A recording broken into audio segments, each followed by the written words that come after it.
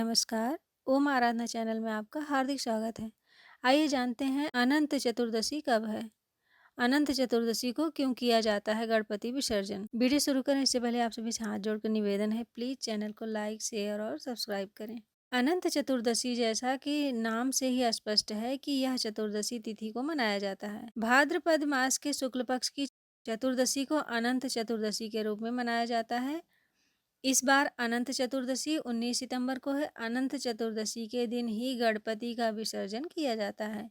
हिंदू धर्म की मान्यताओं के अनुसार इस दिन भगवान श्री हरि के अनंत रूप की पूजा होती है और उसके बाद लोग हाथ में अनंत बांधते हैं। आइए आपको इस त्योहार के बारे में विस्तार से बताते हैं और साथ में यह भी बताएंगे कि इस दिन गणपति विसर्जन क्यों किया जाता है। पौराणिक मान्यताओं के अनुसार इस दिन विष्णु भगवान के अनंत स्वरूप की पूजा होती है और व्रत किया जाता है।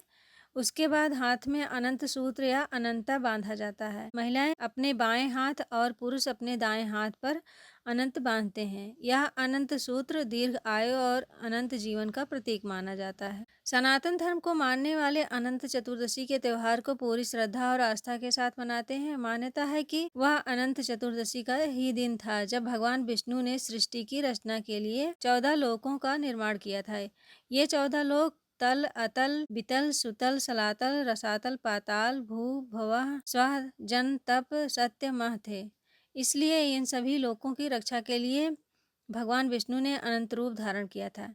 ऐसा होने की वजह से भगवान अनंत रूप में नजर आने लगे थे। विधि विधान से इस व्रत का पालन करने से मनुष्य के सभी कष्टों का निवारण होता है। इस दिन व्रत करने वाले व्यक्ति को विष्णु सहस्त्रनाम मंत्र का जप करना चाहिए। ऐसा करने वाले हर व्यक्ति की मनोकामनाएं पूरी होती हैं। पौराणिक मान्यताएं बताती हैं कि इस व्रत की सबसे पहले शुरुआत महाभारत काल में हुई थी। गणेश चतुर्थी के दिन स्थापित किए गए गणपति का विसर्जन अनंत चतुर्दशी के दिन किया जाता है। इसके पीछे पौराणिक कहानी यह है कि जिस दिन वेद व्यास जी ने महाभारत लिखने के लिए गणेश जी को महाभारत की कथा सुनानी शुरू की थी, उस दिन भाद्रपद शुक्ल चतुर्थी तिथि थी। कथा सुनाते समय वेद व्यास जी ने आंखें बंद कर ली और गणेश जी को लगातार 10 दिनों तक कथा सुनाते रहे और गणेश जी लिखते रहे। 10वें दिन जब वेद व्यास जी ने आंखें खोली तो देखा कि एक जगह बैठकर लगातार लिखते लिखते गणेश जी के शरीर का तापमान काफी बढ़ गया है। ऐसे में वेद व्यास जी ने गणपति को ठंडक प्रदान करने के लिए ठंडे जल में डुबकी लगवाई। जहाँ पर वेद व्यास जी के कहने पर गणपति महाभारत लिख रहे थे, वहां पास ही अलकनंदा और सरस्वती नदी का संगम है।